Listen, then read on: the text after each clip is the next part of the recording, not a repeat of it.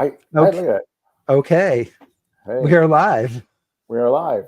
I'm still a little confused. We haven't been live in a while. We haven't been live in a while. Calling Chris Anderson. Where are you?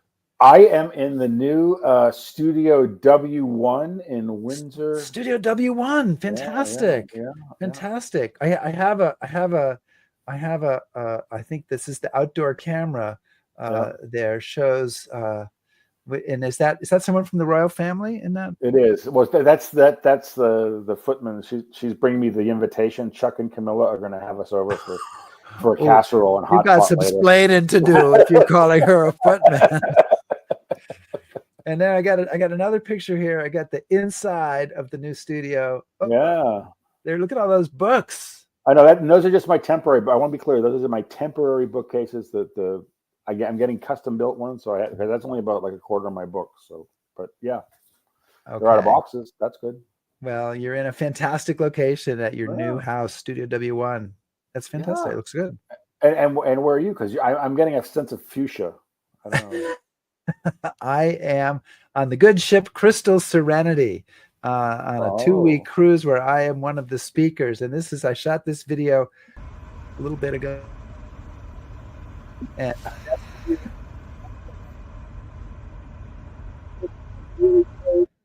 so when I was out there, one of the things I did is I made a snowball because it snowed. Well, I want you to be like in the bow, leaning forward with your arms outstretched. There is actually a place you can do that. I will try to get that picture later on. Welcome, everybody. Thank you for sitting through all of this, and welcome to History Happy Hour. Thanks to Stephen Ambrose Historical Tours for helping to bring you this show. Check out their rich offering of military history tours at stephenambrosetours.com. And look, whether you're watching live, replay, whether you're listening on the HHH podcast. We are glad you're here, and you can join us by becoming a top shelf patron if you want to, and we're glad for all those people who have. And today we're going to be taking a look at the Plantagenet Kings of England. I don't get to say the word Plantagenet very often, but I did just there. So we have a great show coming up. We're in 2 locations that neither of us have ever done a show from before.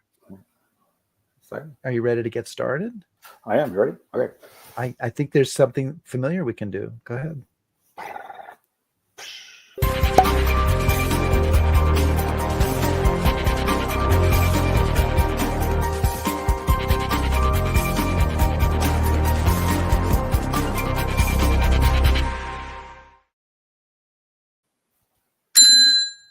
There we go. Hey, the bar is open, but Chris, we forgot to see who's here. So can you tell me who's watching? Again, yes. Miss Hammer from Wigan, and great. Ken Hattrup from Kansas, Mark Strack from Wisconsin, Homer Hodge from the Old Dominion. Hi, Homer. All on the Old Dominion. Andres, I see. Yeah, fantastic. Wally Morrison, and excellent group of people there. So, guys, Kathy Hurst in Providence. I'm somehow not surprised.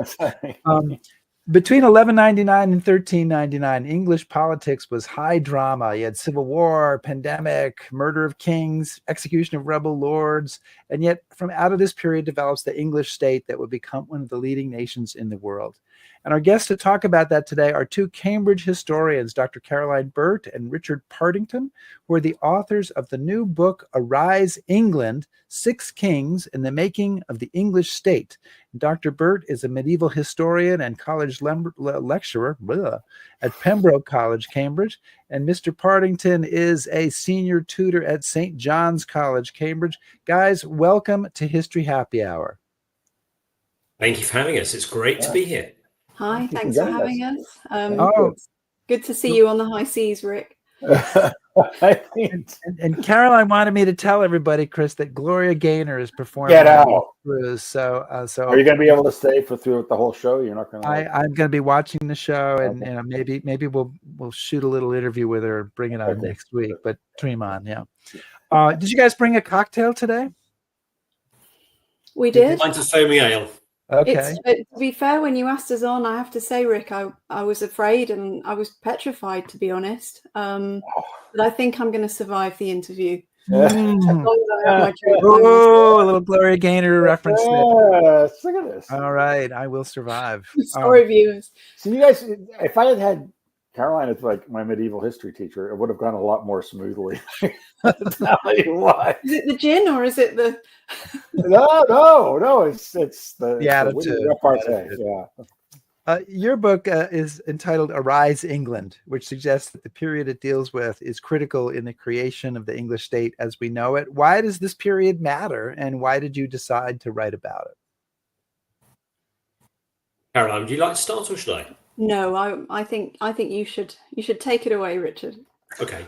Well, Caroline and I have been teaching separately and together this period of English history, British history for a long time, for a couple of decades, and it's the period on which we both research, and I guess partly thinking about the history ourselves, teaching it and talking to one another, we just became more and more focused upon how critical this period was for the formation of key building blocks of the English state, which remains really important in ordinary people's lives today, but which also, because of the British Empire, was exported all around the world, including obviously to the United States. And it's that sequence of key developments that I think is so important. And now, none of this is to say that there would have been an English state without this period in particular, or that other periods weren't also important for the development of the state, because clearly they were. There was something akin to a state, even in Anglo-Saxon England.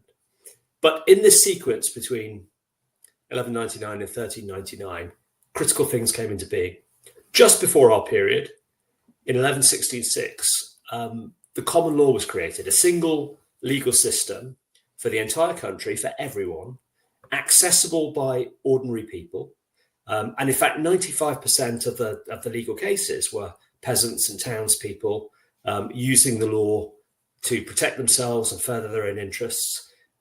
So a legal system for everyone, extraordinary within the context of medieval Europe, and not really echoed anywhere else for many centuries. And once you had that legal system applicable to everyone, questions began to be asked about the applicability of the law to government. And that, through political crisis, and Caroline will talk about this, I'm sure, during the next hour, led in 1215 to the promulgation of Magna Carta, the Great Charter of Liberties, which placed government under the law. And once government had to obey the law, the ways in which government had raised money for war, for international conflict, had to change. And so that led to the development of national taxation, which had to be approved, which led to the development of Parliament. And then the combination of national taxation and Parliament together allowed a much more sophisticated and effective professionalised military to emerge. And right across this period, partly through Parliament and partly through the growth of the law and the extent to which the law in particular involved so many people in government, we saw a shift in which government in 1199 had been essentially the private business of the king. By the middle of the 14th century, 150 years later, it was a public business. And in the late 1350s, the great King Edward III, about to sign, he hoped, a peace treaty with the French to end the first phase of the 100 Years' War, consulted with Parliament and asked Parliament's view on foreign policy. The idea that the king would ask Parliament what he should do about his foreign policy 150 years earlier would have just been ridiculous. So an extraordinary shift, and those key blocks of the modern world for us in England and in the wider world: a single legal system, national taxation, Parliament, representation, and the public ownership of government. So it was the consciousness of that kind of overarching story, underpinned by the really vivid and dynamic histories of politics and political leadership in each of the individual reigns, and the great contrast there that I think drove us to write the book. So, but is it this legal system, which you say in the book is unique in that it's independent? Is that kind of the seed corn for this whole thing? Because obviously, at that time, all these countries in Europe, they have violence, they have kings, they have nobles, they have war. But it's this legal system that seems to be where everything sort of springing from. So is that the baseline? And if it is, why does England, or I guess what we call it now, why do they have it and nobody else does? So I think you've got a couple of things going on. A big part of it is the legal system, and that creates in itself a shift in mentalities. So that when King John is taking very large amounts of money from his subjects, particularly from the most important subjects, the richest subjects, the barons, there is an increasing sense amongst them of every time he says, well, if you don't do this, I will take your lands from you.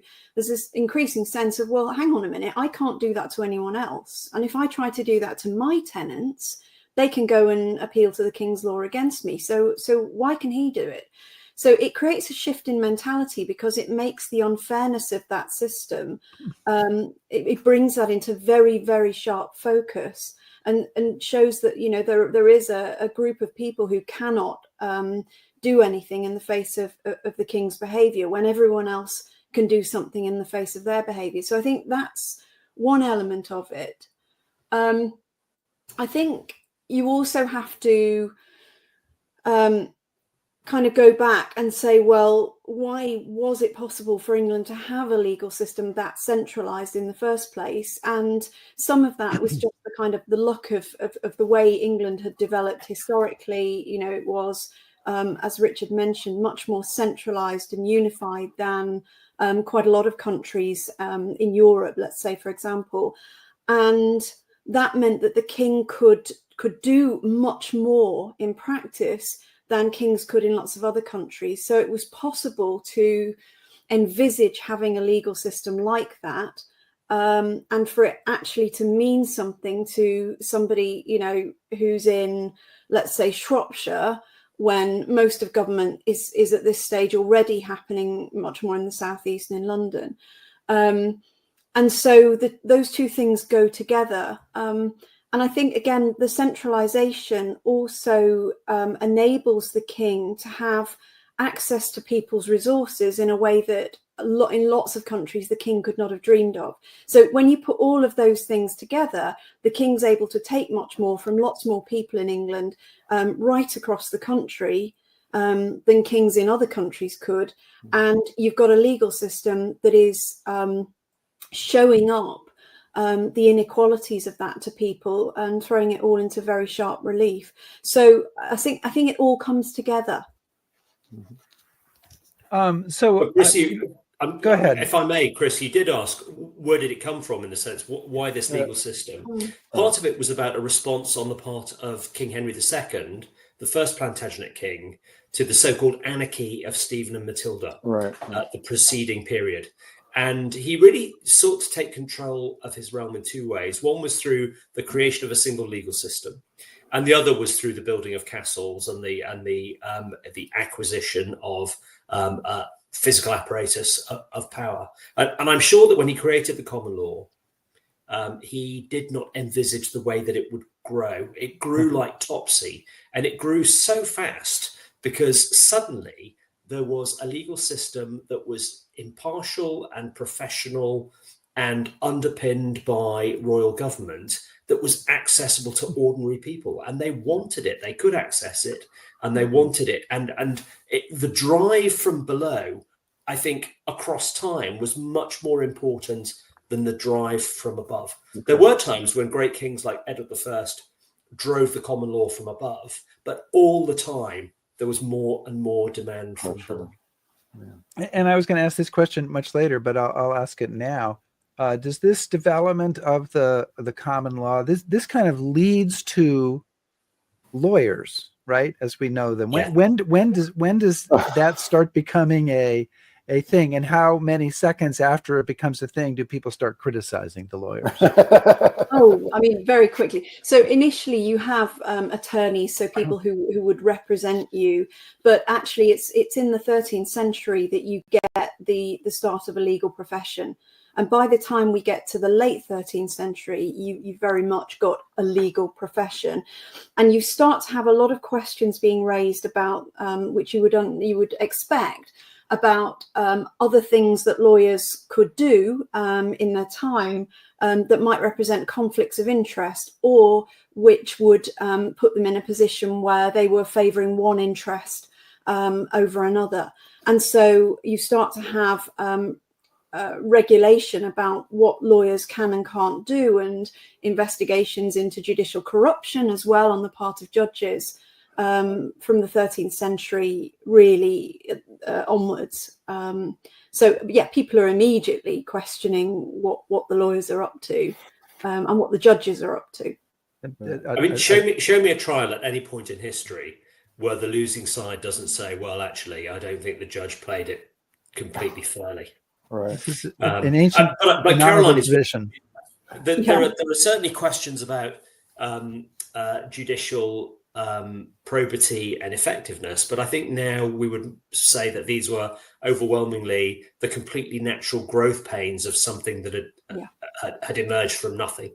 And of course, it takes time for professionalization to produce a kind of code of practice that everybody follows. And actually, it happens in this period. By the time you get towards the end of our period, the great concerns about judicial corruption have essentially disappeared. Now, that's not to say that individuals weren't concerned about the fair operation of the law, because, as I suggested earlier, there are always going to be people, particularly on the losing side, who will raise questions about whether the system has treated them well. But once legislation is in place, actually, a professional expectation is there. Everything really calms down, and but we don't really know exactly when the legal profession has, as such, developed. It's brilliant work by Paul Brand on this, of course, but we know when the Inns of Court, the great legal training houses, were in place, but they weren't in place until the later 14th century, and we suspect there was a kind of incremental process from the mid 13th century onwards, in which there was lots of training that was conducted kind of collectively, and the hostels in which the trainee lawyers were lodging together began to form into colleges of learning, much in the same way that the colleges of the universities of Oxford and Cambridge emerged out of mutual residence and support among the students. So Richard, when you pick up the book at the store and you start to flip through it, you talk about these 6 monarchs. They're there on the cover. The book is divided into each of these reigns, and there could be a tendency to go, okay, this is another great men of history version of history, and it's not. And when you had answered my last question, you made a really interesting point that it's kind of obviously the monarchs have a key role in all this, but there's lots of pressure from the bottom for this change to happen. Yeah. So kind of opening the floor here to give you guys a chance to explain that this isn't just another great men of history book, and that there's more going on. I mean, the story of the Kings is really dynamic and engaging, and we're also very interested in political leadership, not just the political leadership of monarchs, but the political leaderships of all of the major political actors in the political community. So there's an important story there too. And of course, history unfolds in real time. Causation unfolds in real time. You have to look at what was going on in the politics to understand how things happened. But to step back from that, Chris, I think Carol and I would both say that what we're really interested in is the interface between ideology, the ideas, concepts like sovereignty, the idea of the emperor, the king as emperor within his kingdom, ideology combining with circumstances, what was going on in politics nationally and internationally, combining with the role of key political leaders. So it's that interface of ideology, circumstance, and individual agency that produces causation. And I think one of the things that I certainly was really struck by in writing the book was that I think probably Caroline and I weren't consciously downplaying individual agency in causation, but we were very interested in ideology and political circumstances. And I'm a great believer in circumstances binding the hands of political actors. I think that a lot of the time, political actors have very little choice. But for all that, when we looked at how key developments in statehood emerged, we kept seeing the role of the individual. And that's not to say that the state was generated by great men. It absolutely wasn't. Right. But things like Edward I and Edward III could drive state growth because they could see the potential of government, because they worked hard, and because they wanted to harness the realm and its resources to the national interest. Yeah. Whereas kings like Edward II or Richard II presided over periods of much less state growth, because the only thing that was really driving the state at that point was the demand from below, or broader circumstances. There wasn't the political leader saying, here is an opportunity. So then there's more of a vacuum then too, right? For that person. Correct. Right. A vacuum is the right word, Chris. Thank you. So kind of awkward coming off that question, but what I wanted to do was ask you guys about the 6 kings. So, okay, it's not great man history, but that is kind of how the book is organized. And I suspect that a lot of our audience probably is only very slightly familiar with all of these guys. So could you run through this list in order and give us a sentence or an accomplishment or a thought on and there are some one? Great sentences on some of these guys. Yeah. and I know that so Caroline, maybe you can do the first 3 and Richard, you can do the second 3. So why don't we do it that way? Okay, so King John is, I suppose, tyrannical rogue would be a really good way of looking at King John. He's not without ability. He's not without drive and determination, but he makes enemies all of the time, needlessly in many cases.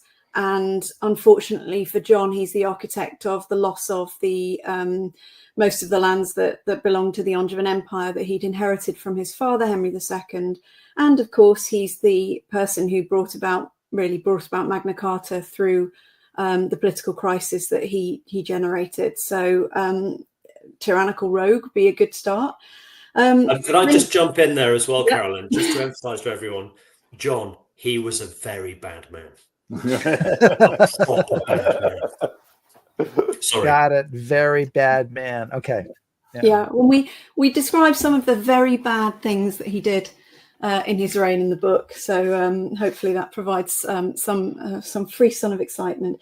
Henry III, so 56 years on the throne, and he's in certain respects the most enigmatic, I think, of our kings. I still find it difficult to know what drove Henry. What are the words that come to mind when I'm thinking about Henry? A nice man. I mean, he's ever such a nice man. He's a great father, and he's a great husband, and he's just a terrible king. He tries, and he has ideas, and he really does, but it goes so horribly wrong. So that's Henry. And then his son, Edward I. I don't really know what the genetic link was between Edward I and Henry III, though Henry was a notably faithful husband. So I'm sure that the genetic link was there, but they're very, very different personalities. Edward's a man of business. He's a warrior. Henry didn't really like fighting. Edward is very much up for fighting, so much so that he goes into battle with broken ribs. So I guess an inflexible man of business, because Edward sees things in very kind of black and white terms, very kind of straightforward terms, and finds it at times. I mean, sometimes he's pragmatic, but actually at key moments, he cannot be pragmatic because he's so affected by his beliefs about royal authority. He's so driven by those beliefs. So he's a mixture of amazing success and some spectacular failures of political judgment. So really, really interesting character, and a very strong character. And to my mind, somebody for whom ideology was enormously important. Ideas were really important. And that's one of the things I think that trammels him a bit. He wasn't the only king, of course, to be thinking about sovereignty and masterfulness and the power of his own rule. This was absolutely in the atmosphere in the time of his rule. But he was somebody who was perhaps temperamentally particularly susceptible to taking those ideas to their logical conclusion, when good politics would have said, back off a little bit. And then, oh, sorry, Rick. No, please. No, go ahead. You've got 3 more to go. So Edward II. I mean, if we don't know how Edward I was the son of Henry III, how Edward II was the son of Edward I is even harder to fathom. He was a man of extraordinary selfishness, irresponsibility, idleness, and later in his reign in particular, cruelty. But even in his youth, he showed signs of cruelty. He was singularly ill-fitted to be a political leader, and the disaster of his reign sprang almost wholly from his own really poor, really self-interested political decision-making. An extraordinarily depressing king to write about, actually. And then in another extraordinary shift, Edward III, perhaps the political genius of the period, a king of amazing personal ability, really, a man who combined cognitive intelligence with emotional intelligence, huge capacity for hard work, a very strong common touch, very good political instincts. He could be very driven and ruthless. He could be extremely demanding, but he was also very capable of admitting errors publicly, of shifting his position in the face of political argument, and of accommodating others. And he presided over a period of amazing state growth.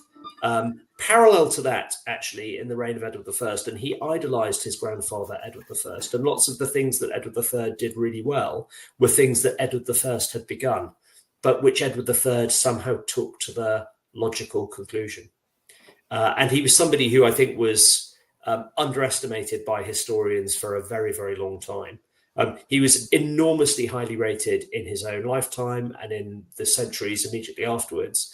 And then particularly in the 19th and 20th centuries began to be seen as a kind of political failure, extraordinarily an amazing act of political anachronism and deafness, really. But an outstanding political leader, an outstanding king, and in many ways an outstanding person. And then finally, Richard II, again, another shift. And the history is all about patterns and discontinuities. And we keep emphasizing these patterns of difference. Richard II, who was the grandson of Edward III, was another king whose reign was disastrous. Like Edward II, he was very self-focused and also failed to apply himself to the business of government when he needed to. But unlike Edward, he seems to have had political ideas. It's just that the ideas were completely wrong-headed. He seems not to have been able to understand that as king, he had extraordinary power through his public authority, and that power could be exercised almost without limit if he was focused relentlessly upon the common good. But instead, he understood power as a physical matter. He wanted to make himself the greatest of great lords, and he didn't understand that would undermine his impartiality and his unique position as king. He became tyrannical towards the end of his reign, and his deposition, like that of Edward II in the early part of the 14th century, was as close to inevitable as one can get. So one of my favorite books is by a man named Jeffrey Parrott, and it's called A Country Made by War. And it's all about the impact of warfare on America becoming America and taking the direction it does. And as I was reading this book, that was sort of speaking to me in the back of my head. And obviously, conflict and war is a big part of what creates the state. So could you touch on the importance of that in this whole process?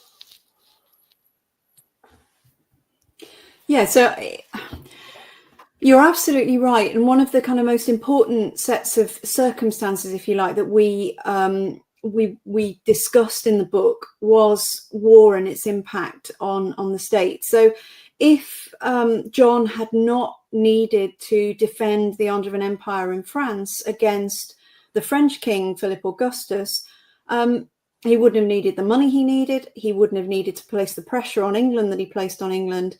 And kind of the rest is history. I mean, this is all the backdrop to Magna Carta, and the failure of John's master plan for getting everything back in 1214 is what gave rise to political crisis in England, as people said, well, you know, look, you failed now, and this can't go on any longer, so we're going to have to draw some lines about when you can have access to money.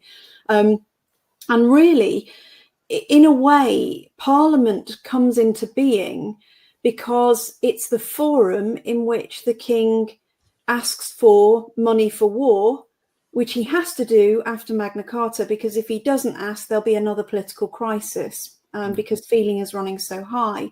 So Parliament is, in the first incarnation, all about war taxation. You know, taxation isn't something that goes out of your pay packet every month like now.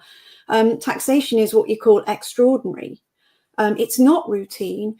And if the king wants it, he's got to justify why he needs it. And the thing that he needs it for is war. That's the most costly thing.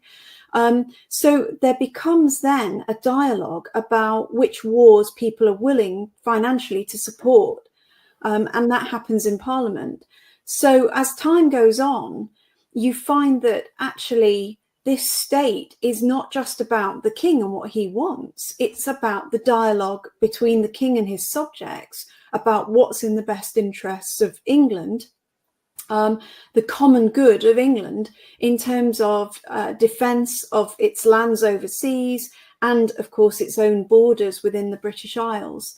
So it drives a huge amount of the story that we tell in these 2 centuries, for sure. And war picks up again, particularly in the late 13th century from 1294, and then, of course, with the 100 Years' War, which really begins in the mid-1330s, but formally begins in 1337. And there's no question that one of the motivators for Edward III, perhaps the key motivator for Edward III in driving state growth, is to be able to fight better. Yeah.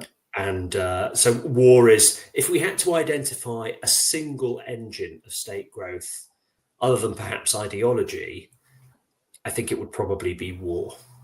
Okay, cool. And can I just pick up on that? One of the things that I was also very curious about, I know obviously the book is, we're talking about England here, but why do you think it is that, say, obviously France, because I want to talk more about France later, why aren't they picking up on this idea and saying, okay, the English can do this efficiently. They now have a professional army, which I was really startled to read about, that an actual professional army, which is a first.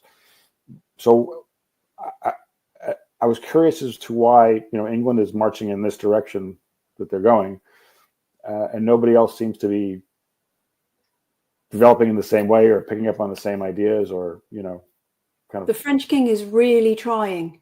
Is he? Okay. Yeah, particularly under the Capetian dynasty.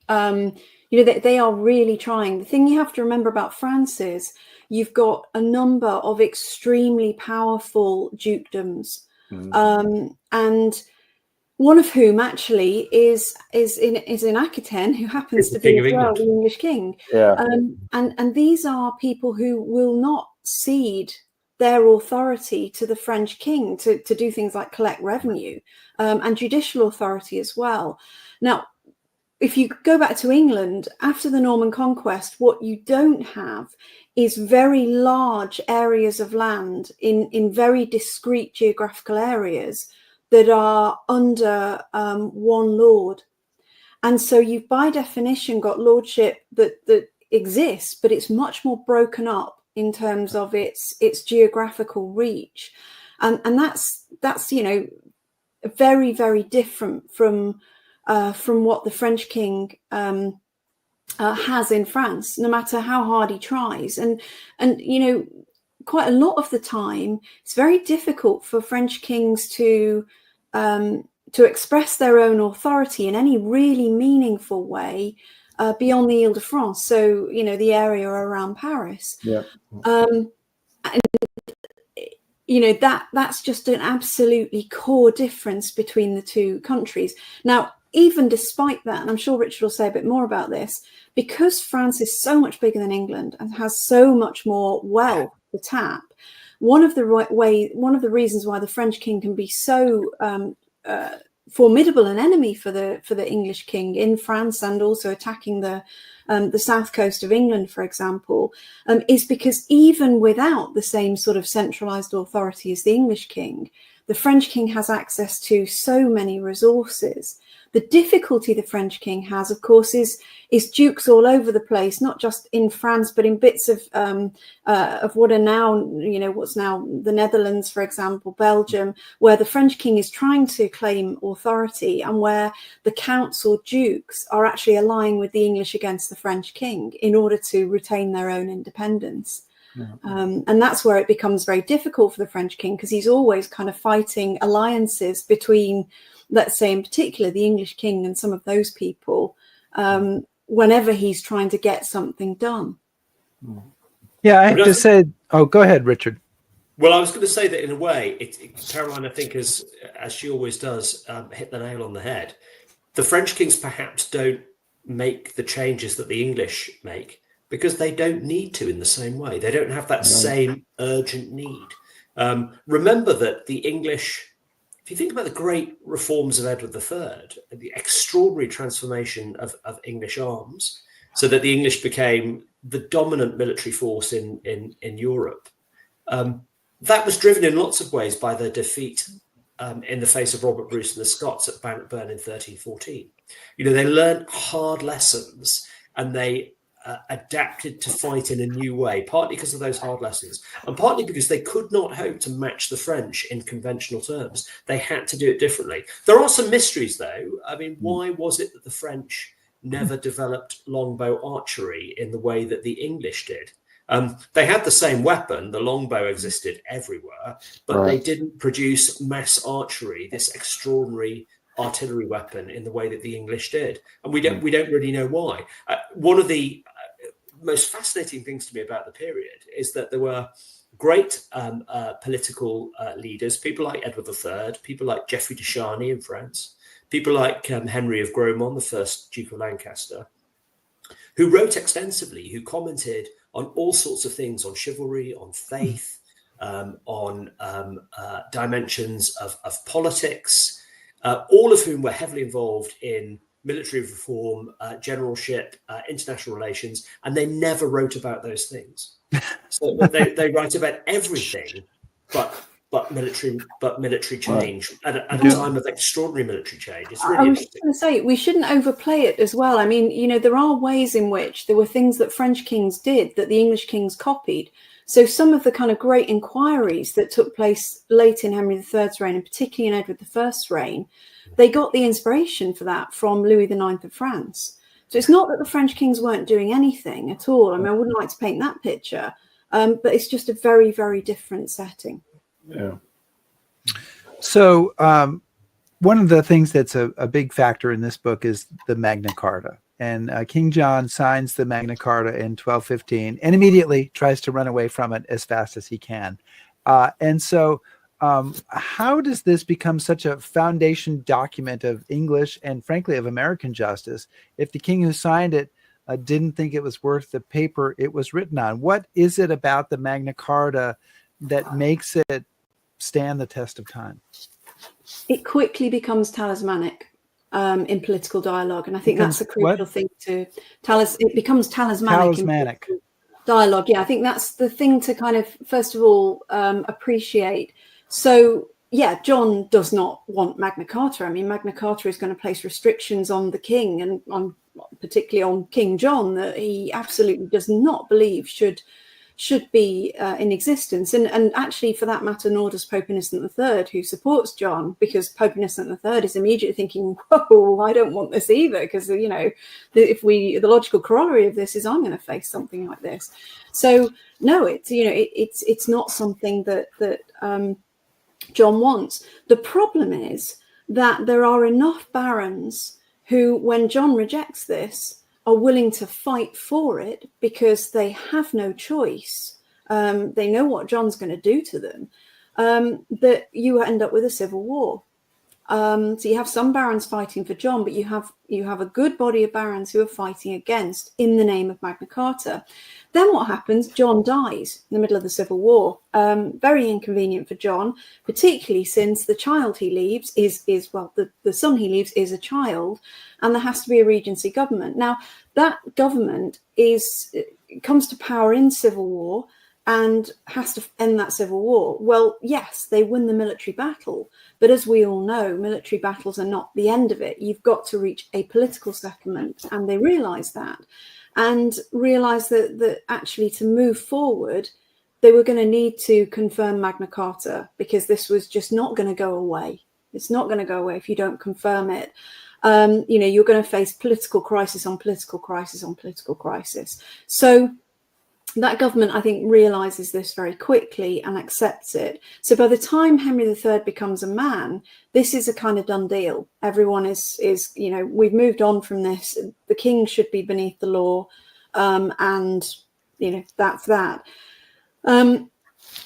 Henry tries a couple of times to kind of act differently and sort of go against Magna Carta, to some extent not really consciously. That's what I said earlier about Henry, is just at points a little bit clueless, and he faces very, very strong backlash for that. So it just becomes the case that if you're a king, unless you're really stupid, you don't provoke on this issue. You want some money for war, go and ask people, reach an agreement, get the money by their consent, because the alternative is political crisis. And so Henry III's reign, he ends up provoking a big political crisis in the 1250s, and it ends up in another civil war. And I think by the time Edward I comes to the throne, he's saying, look, I get this. I get what we need to do. I get how this needs to work. And people, the political community kind of moves on and says, yeah, this is done. So it's hard for kings to resist it, because in practice, while they can, in theory, while they can, in practice, they can't really. And it seems to me that it's an absolutely natural instinct, a universal, that the people who govern you should be constrained by rules, that they can't just do what they like, because by definition, a king who does what he likes in his own interests is a tyrant, not a king. And Magna Carta in the end is protection against tyranny. Now, we all know, of course, that politics can drive things differently, and politics in the end is always the guarantee, the protector. But I have to say, I mean, without wanting to get into the politics of this, when the Supreme Court in the United States decided that presidential acts were not justiciable recently, I really found myself conscious of how monumental this decision potentially was, having Magna Carta so vividly in my mind. We've had 800 years of government being under the law. Richard, I always appreciate it when historians point out the fact that history does actually matter, and you need to pay attention to it. And so thanks for that plug. We had a question from one of our viewers that either of you can take this up, but this is from Wally Morrison, and since we've been talking a lot about ideas and progression, he wants to know, how were ideas effectively communicated in those days, given the lack of education among so many and the lack of ways to communicate those ideas? So how is this transition happening or getting out to be? I love that question. It's a great question. Really Thank you, Wally. So a couple of things I would say, and I'm sure Richard will say a few other things. When kings are trying to get messages across to their subjects, quite often they'll have them literally read out in town squares, and sometimes they'll be read in the pulpit. So you'd be surprised how quickly instructions, ideas, arguments get conveyed to people in the localities. The king has got on hand in the localities a sheriff, a very familiar term in America, I know. So the sheriffs were great legal officers of the king, and administrative officers of the king. So they would often be charged with conveying all of this stuff. In terms of the kind of big ideas, so you've got a university network in Europe, particularly Paris, Oxford, for example, Bologna. All of those are places where lots of ideas are developing. You've also got the church, which is where there is a huge amount of intellectual capital.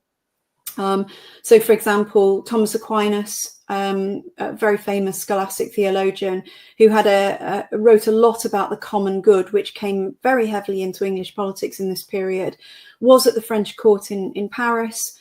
In the mid-13th century, probably Edward I at least heard of him there, may even have met him there. So ideas were being conveyed through churchmen, through kings, royal courts. And what strikes me is quite how much dialogue there was across the great courts and the Church of Europe in this period. I think the other thing as well, and you know more about this than I do, Caroline, is that literacy levels were higher than you might suppose. But Caroline is right. I mean, the other thing I think, we've already touched on within another context, England's small. You can get an idea from one end of England to the other end of England in 4 days without any difficulty at all. News literally travels fast. If you think about the United States, think about how many time zones you've got. We have one time zone. We are a small place. I mean, how quickly could things happen? In the mid-14th century, the king could issue an order at Westminster for pirates to be arrested in the town of Bristol, 150 miles away. A group could set off that day to arrest the pirates, arrive there in Bristol that night, arrest the pirates overnight, set off back with the pirates to Westminster the following day, have them back in front of the king effectively within 48 hours. They had good roads, they had very good networks of support and administration. Government was thoroughgoing and far-reaching. So ideas could spread easily, actually. And actually, one of the things we talk about in the book is the first major peasant rebellion in English history, which was in 1381, when peasants from particularly Kent and Essex, but other areas of the home counties in the east of England, all marched on London. And it was pretty brutal. So, people like the Chancellor, the Lord Chancellor, and Treasurer got murdered and their heads Chief Justice put on spikes above the River Thames. The Duke of Lancaster had his palace, the Savoy, which is, I think, where the Savoy Hotel now stands, was burnt to the ground.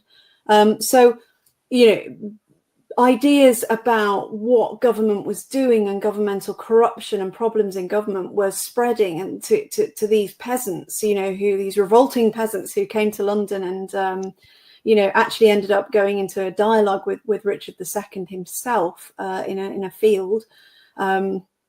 Which is quite interesting. So those ideas were communicated to people. They were getting out there, to ordinary people, to the poorest people in lots of ways. And the legal process was also part of this. If you think about the common law but also things that stood outside the common law, like the county court, several times in every county, often in several different towns within the county, there would be judicial sessions, assizes, the delivery of jails, that's criminal trials, visitations later of the justices of the peace or justices of oyer and termina, justices of inquiry. All of these proceeded via juries, multiple juries, grand juries, presenting juries, and of course trial juries. And so the level of representation of ordinary people in government through the operation of the law was actually quite extensive. So even if you yourself were not directly involved in the operation of government through the operation of the law, you would almost certainly know somebody quite close to you who was. And of course, people talk. So so there was, it's Chris Dyer, a great historian, who estimated, I think I'm correct in saying, that maybe 40% of male householders by the mid-14th century had some sort of role in government. Wow. It's an extraordinarily high figure, and the common law is a critical part of that. Well, and another critical part is Parliament. This is when Parliament comes into being, and I love this. At the beginning of your story, in 1199, it doesn't exist. At the end of your story, in 1399, it plays a part in deposing a king and ratifying a new king. So how does this come about? and is there a king that is particularly responsible for making it happen, or is it all coming up from underneath? There is this one great image of, I'm just trying to get it in and use the image of Edward I with Parliament, but is he a responsible person for Parliament, or is it something that is organic and comes from the people and just happens? Edward I is undoubtedly a key player. So Parliament comes into being in Henry III's reign.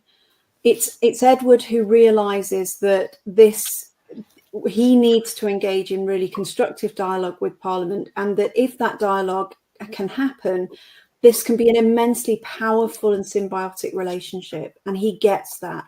So Edward says, yeah, you know what? I'm not just going to listen to Parliament. I'm going to call more representatives to it. So we'll have, routinely, we'll have the Knights of the Shire in Parliament, not just the Lords. We'll have people representing the towns in Parliament. And he would go to Parliament, he would say, look, I want to fight this war against, the Welsh Prince, or in Scotland. Will you give me some taxation for it? And there'd be a whole dialogue around that. And by the way, while you're here, if you've got any grievances or any petitions, you're having any particular problems, just bring them on. So he was really, really good at developing Parliament as something that could work with the king rather than simply work as a check on the king's freedom to do things. And suddenly he found that he harnessed the power of the realm and the wealth of the realm to the English crown. And so I think, that's a big moment for sure. I think, Richard, you probably want to say a little bit about Edward III, because again, that's another key period. Well, I think with Edward III, like so many things, he really takes his cue from Edward I, and he does more of the same things.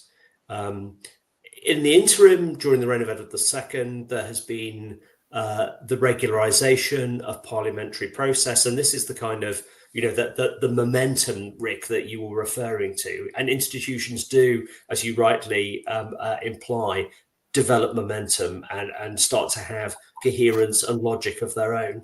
But Edward III, like Edward I, really sees the point of Parliament and embraces it. And you end up with this extraordinary situation, which you see in the surviving parliamentary rolls by the time you get particularly to the 1350s, where within Parliament, the king consciously pays tribute to the people and their representatives and everything that they've done for the realm. And they thank him for being the greatest of great lords. It's almost as if they're kind of looking at one another and performing a kind of genuflection. But it's absolutely mutual and universal, and embracing of the potential of the community to the realm's purposes. So as I read the book, there's a lot there, and I know we're bouncing around quite a bit, but I'm getting towards the end of it, and I've been happily enjoying reading about this period of 200 years, which I didn't know as much about as I thought I did. And I'm reading about this, and I'm learning so much. And just towards the end, you say the parallels between 1272 to 1307 and 1939 to 1945 are striking. And it just caused me to come completely up short, because I spend most of my time studying the Second World War. So that statement was not something I expected from two medieval historians. So maybe you could expand on that a little bit, and maybe, why did you say that? What are those parallels, and how are they so striking? I mean, it goes back to what we said earlier, Chris, about war being such an important driver. About, in a way, war demanding that the state grow. If you think about so many dimensions of state growth in the UK in that immediate post-war period in the 20th century, so much of the spade work for that was done during the Second World War. Even things like the great 1944 Education Act, nationalisation, so many dimensions of managed economy were things that war demanded, and to which the English state, the British state, responded. And it's the same in the late 13th and parts of the 14th centuries, that there is almost no choice but to push government further and faster than ever before, because this is the only way that you can respond to national emergency. And it's really easy for us to forget that what was going on in the late 13th and the early 14th centuries for the English, particularly in relation to the French, was national emergency. The 100 Years' War didn't happen because the English kings fancied having more of France.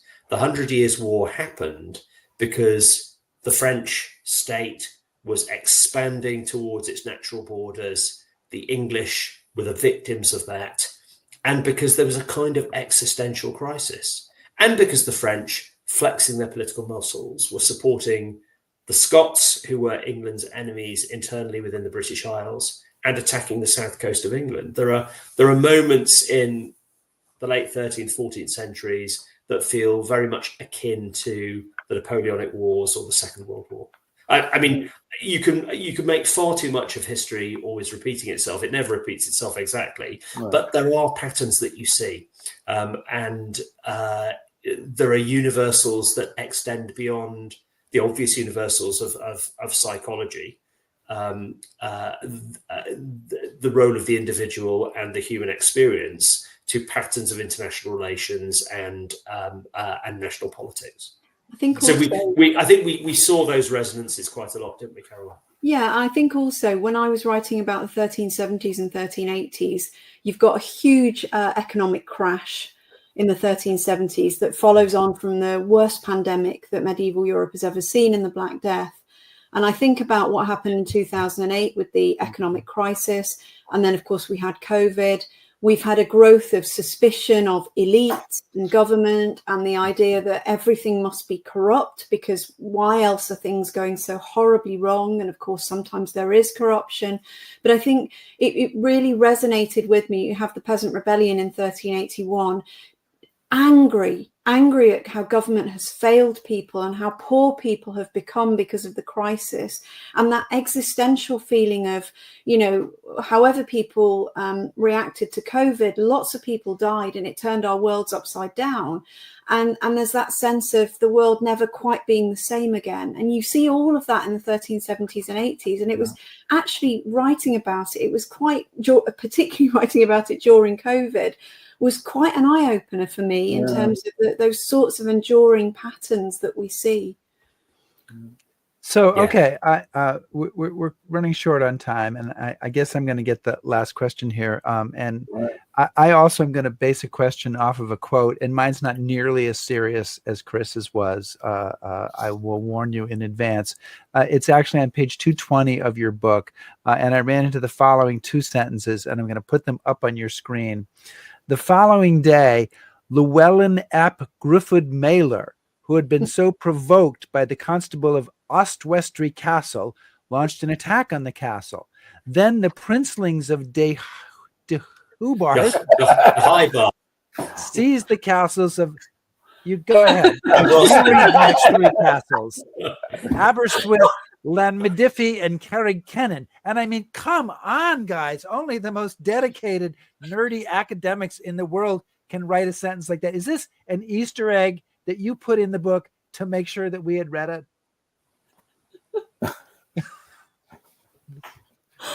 I'm still struggling to recover from that. I'm getting no response. It's what one has to deal with, the geography that one has to deal with, and you did well. England's small. Wales is even smaller. Well, okay, we'll leave it at that. We want to thank today our guests, Dr. Carolyn Burt and Richard Partington, the authors of Six Kings and the Making of the English State. And yes, there's a little bit of Wales in there as well. Guys, thank you so much for joining us today and for having us. It's been a real pleasure. It's been great fun. Thank you for hosting us. We've really enjoyed it. And we hope we survived. People listening have enjoyed it too. Hey. I've almost finished my beer. See, there you go. You timed that perfectly.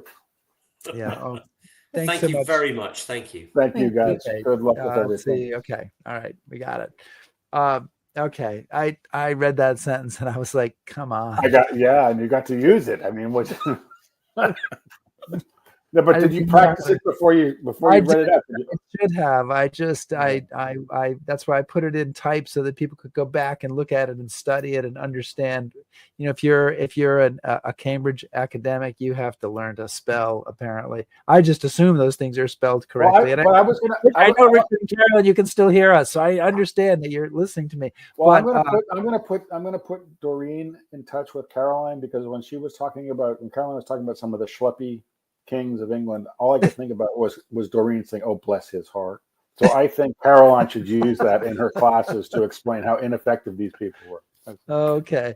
Well, so this year, Chris, this episode, this year, I don't know, whatever. We covered 200 years of British history. Next week, we cover 1,000 years of Native American history. No problem. With Kathleen Duvall, who's the author of the book Native Nations. Come on, Rick. A millennia in North America, millennium in North America. So you know how the Native nations had cities and city-states and all this stuff that was largely reduced by the time the Anglo settlers came and the Spanish settlers came, but there was some of it still left, and we're going to get into all that next week. Yeah. Let's look at it. So guys, please subscribe to us on YouTube, follow us on Facebook, shout at us on X, listen to our podcast, back us on Patreon, and if you like, browse at historyhappyhour.com. Thanks, everybody. Be safe. Oh, I have to play I haven't, come on, Rick. Okay.